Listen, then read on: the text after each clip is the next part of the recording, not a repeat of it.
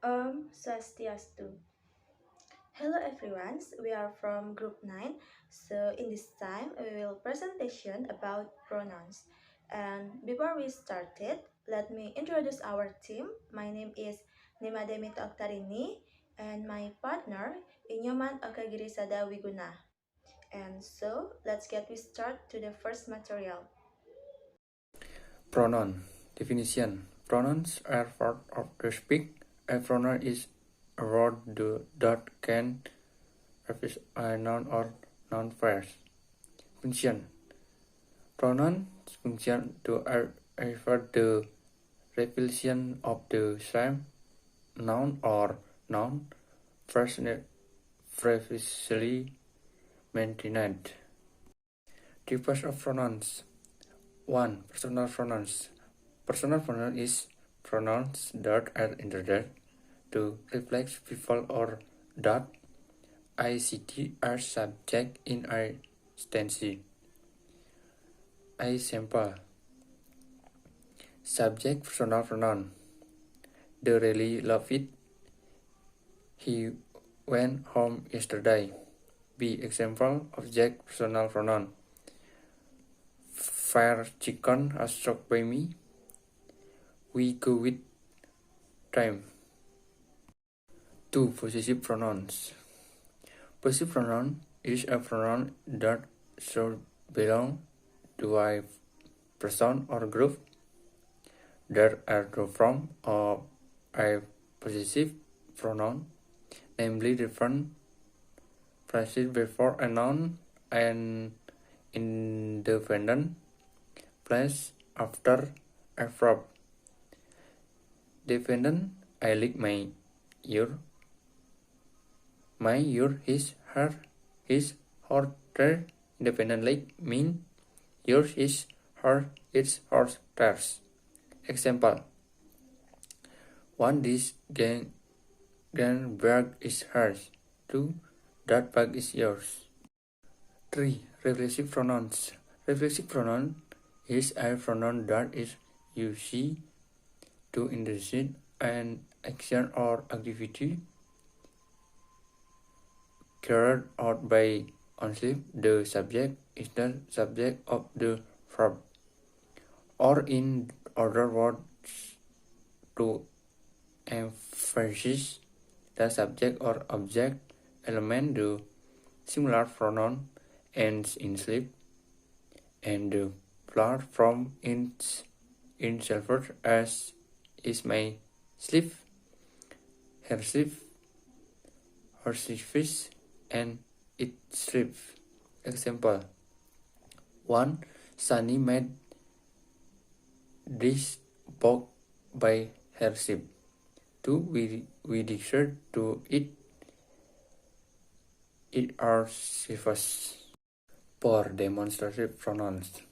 That is, those are demonstrative pronoun. This is used for singular times that are nearby. This is used for plural items that are nearby. That is used for singular times that are far away. This is used for plural items that are far away. Example: 1. That is laptop. 2. That cookies tasted good. And the next is interrogative pronouns. Interrogative pronouns are words that question people or things. These include who, whom, whose, why, which, and what. It used to ask people, things, or an opinion. And the pronouns that are often used are what, which, who, whom, and whose. For the example, which is the best restaurant? Who has made you sad? And the last type of pronouns is indefinite pronouns. Indefinite pronouns are used when you need to refer to a person or thing that doesn't need to be specifically identified. And some common indefinite pronouns are one, others, none, some, anybody, everybody, and no one. When indefinite pronouns function as subject of a sentence or clause, they usually take a singular verb. And for the example, everybody got lost on the way there, and somebody forget to bring the map. And then after we presentation about pronouns, we also presentation about do so and such. And the first is do so. Do so or does so, did so and doing so instead of repeating of a phrase or a verb, and what follow is to complete its meaning when it is clear from the context what we are talking. And we can use also do alone rather than do so in less informal English, especially after a modal or perfect tense. And for the example, will this program work on your computer? It should do. And then is do so is most often used in a formal spoken and written English. In formal spoken, we can use do it or do that. And the last is we can use does instead of verb that describe actions, but we avoid does with verb that describe states or habitual action. And for the example, he earns a lot more than I do. And the second is such. We can use such plus a or an plus noun to refer back to something mentioned before with the meaning of this or that kind. And such is used in this way mainly in formal speech and writing. And we use such plus noun when the noun is uncountable or plural, and such plus a or an plus noun when the noun is countable or singular.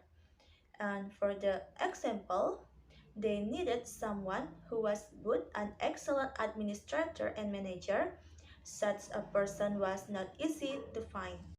And then the last material we presentation today is more on leaving out words after auxiliary verb.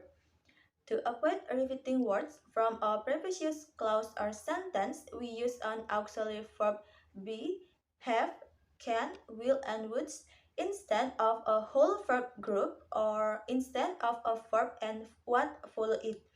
And for the example, would any of you like to go to Paris? I would. And then, if there is more than one auxiliary verb in a previous clause or sentence, we leave out all the auxiliary verb except the first instead of repeating the main verb. Alternatively, we can use two or more auxiliary verbs. And for the example, Alec hadn't been invited to the meal although his wife had. And then, if there is no auxiliary verb in the previous clause or sentence, or if the auxiliary verb is a form of do, we can use a form of do instead of repeating the main verb. We use do when the main verb is a present simple form and did when it is a past simple form. And next, if have or have got is the main verb in the previous clause or sentence, we can usually use a form of either do or have. And for the example, even if he hasn't got a map himself, he may know someone who has. And then, however, if we use have plus noun in the previous clause or sentence to talk about actions, we prefer do. And for the example, I wasn't expecting to have a good time at the party, but I did. And then, if we use have as an auxiliary verb, we can often follow it with done instead of repeating the main verb. This happens particularly in spoken English. And for the example, she's never made a mistake before. Well, she has done this time. And similarly, after a modal auxiliary verb, can, could, might, must, shall, should, will, do, we can use do, particularly in spoken English. And if we use be as an auxiliary verb in the previous clause or sentence, We can use be prefer a model. We can use be after a modal. And for the example, is Ella staying for lunch? Yes, I think she will be. And the last is, however, if be is used as a main verb in the previous clause or sentence, or as an auxiliary verb within a passive, we can usually leave out be after a modal in informal context only. And the example is John's late again. I thought he might be. So that's all about our presentation. If we made a mistake during the process, I'm so sorry and thank you for your attention for us. And I say goodbye and Om Santi Santi Santi Om.